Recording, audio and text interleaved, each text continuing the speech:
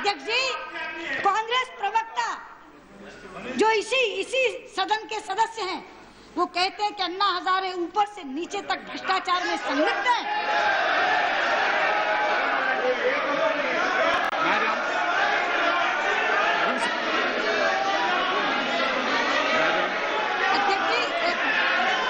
अध्यक्ष जी, आपने उनका नाम लिया है। अध्यक्ष जी,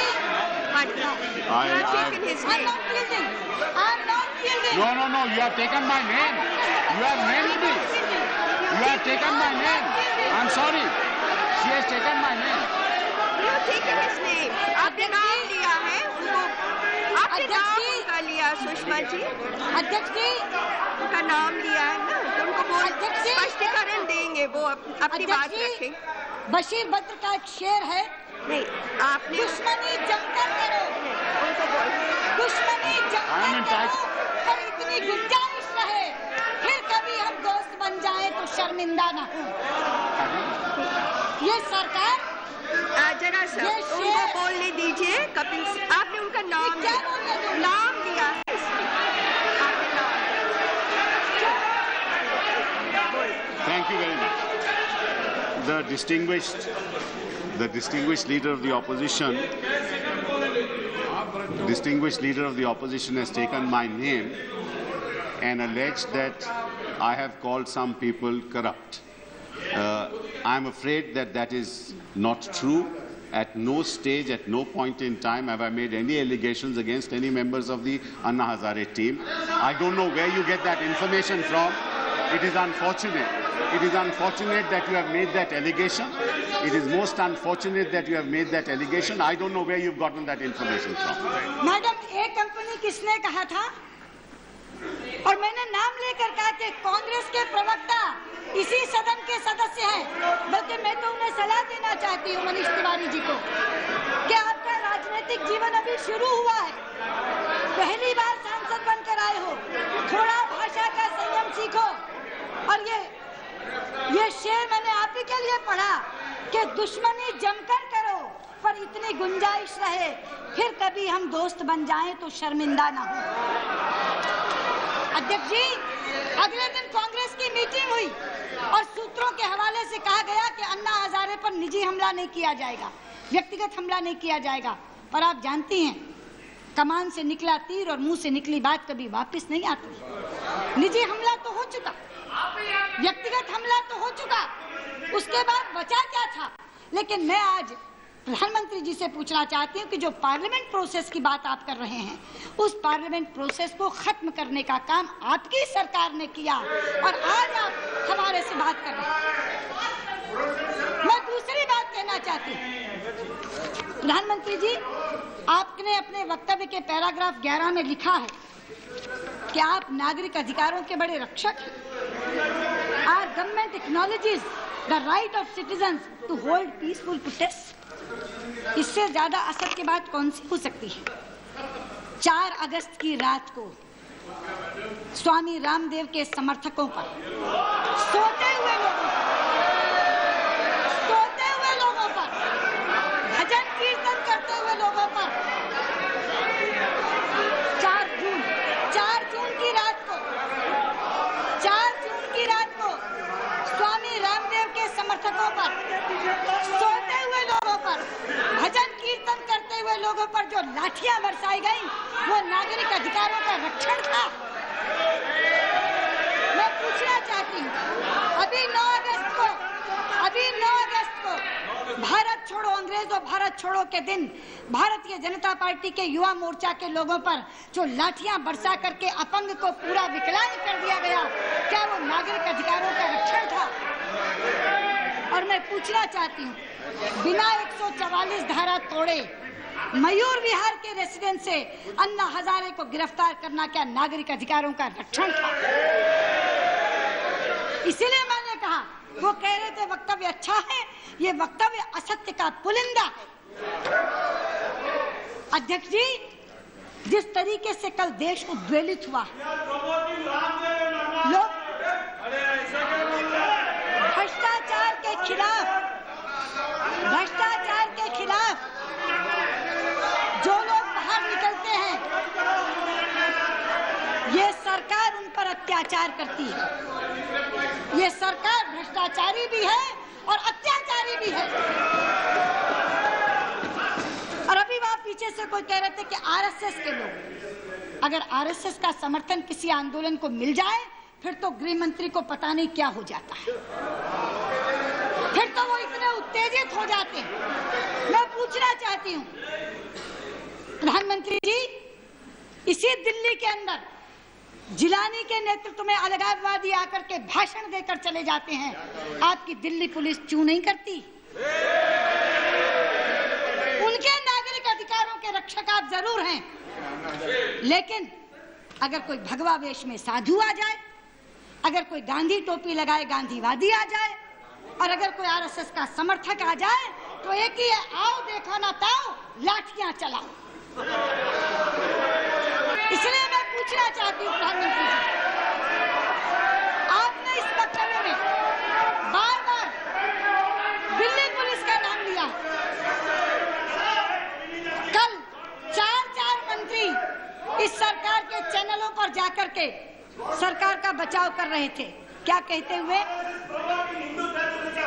कि हमें क्या मालूम, हमें क्या मालूम, पुलिस कमिश्नर जाने, हमें क्या मालूम। जब चिदम्बरम जी से पूछा अन्ना हजारे कहाँ हैं, उन्होंने कहा मुझे नहीं पता। पुलिस कमिश्नर से पूछा, आपने कहा था, जा क्यों रहे हैं? आपने कहा था मुझे नहीं पता, पुलिस कमिश्नर से पूछो। कल रात को चैनल पर नारायण स्वामी, अंबिका सोनी बार बार कह रहे थे मैजिस्ट्रेट से पूछो क्यों तो उनको बंद किया, क्यों तो उनको रिहा किया। और आज प्रधानमंत्री जी ने वही की वही बात यहाँ लिख दी। सुबह तो मैजिस्ट्रेट को ये लग रहा था क्योंकि दिल्ली पुलिस ने कहा कि वो शांति भंग कर देंगे, वो उनका आंदोलन हिंसक हो जाएगा, इसलिए उनको 7 दिन के लिए तिहाड़ भेज दिया। और शाम को दिल्ली पुलिस को लगा कि ऐसा नहीं होगा क्योंकि उन्होंने एक याचिका डाल दी, इसलिए उनको छोड़ दिया। ये सरकार अनिर्णय की स्थिति में है अध्यक्ष जी, और ये सरकार अपने लिए निर्णय भी ओट नहीं पाती। मैं पूछना चाहती हूँ प्रधानमंत्री जी, कोई आपके इस आर्गुमेंट को बाय करेगा? क्या देश इसको स्वीकारेगा कि प्रधानमंत्री को पता नहीं, दिल्ली के पुलिस कमिश्नर तय कर रहे हैं कहाँ अनशन होगा, कितने दिन का अनशन होगा, कितने लोग आएंगे, ये दिल्ली के पुलिस कमिश्नर तय कर रहे हैं।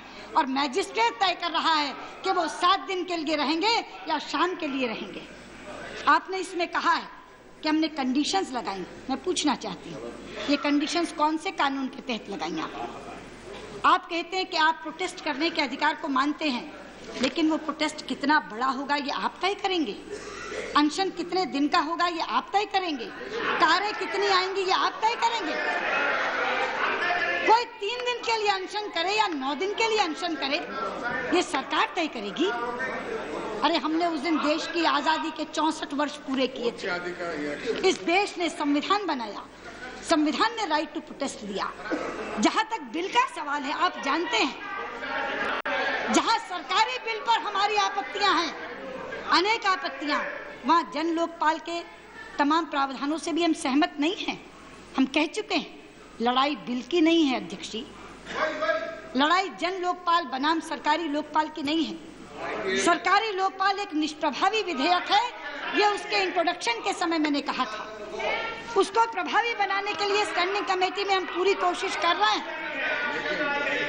और पूरी कोशिश करेंगे, लेकिन लड़ाई नागरिक अधिकारों के हनन की है। और जब आडवाणी जी 1975 की बात करते हैं तो उन्हीं नागरिक अधिकारों के हनन की बात करते हैं, और जो अलोकतांत्रिक रवैया सरकार सदन के बाहर अपनाती है, वही अलोकतांत्रिक रवैया सदन के अंदर अपना करके विपक्ष की आवाज को बंद करने का काम करती है। सारी संवैधानिक संस्थाओं को आपने मर्यादा भंग करने का काम किया। C&AG पर आपके लोग सदन के बाहर ही नहीं, सदन के अंदर भी प्रहार करते हैं। PAC के अंदर आपके लोग हुल्लड़ मचाते हैं। एक संस्था बची थी, स्पीकर की रूलिंग, स्पीकर की पीठ। कल संसदीय कार्य मंत्री जी स्पीकर की रूलिंग को चुनौती करके आपने उस संस्था का भी छोड़ा। और इसी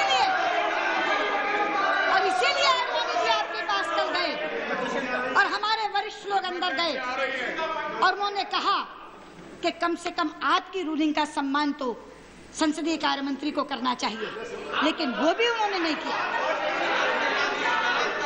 इसलिए मैं आपसे कहना चाहती हूँ कि भ्रष्टाचार एक बड़ा विषय है, उस पर हम लोगों ने अलग से चर्चा मांगी है।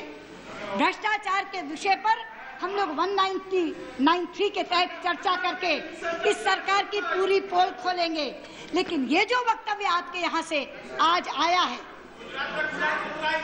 उसमें जिस तरह की सच्चाइयों को छिपाया गया है, अन्ना हजारे के साथ कल जिस तरह का आप लोगों ने बर्ताव किया है, अगर वो कह रहे हैं कि मैं तिहाड़ जेल से रिहा नहीं होऊंगा, देश माफ नहीं करेगा, देश सड़कों पर उतरा हुआ है।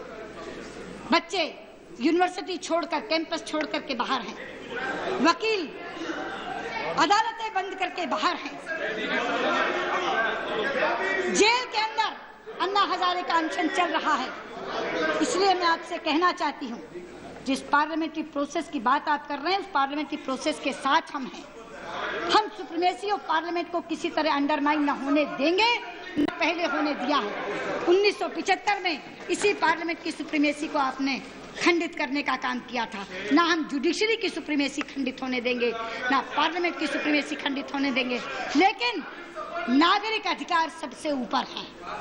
देश आजाद है, आज वतन आजाद है, और इस आजाद वतन में नागरिक अधिकारों का हनन अगर सरकार करेगी तो पुरजोर ढंग से, चाहे उसका नेतृत्व कोई भी क्यों नहीं कर रहा हो, हम उसका पुरजोर विरोध करेंगे। और आपके इस वक्तव्य को मैं सिरे से नकारती हूँ। यही कहते हुए इस पर मैं अपनी बात श्री संजय निरुपम।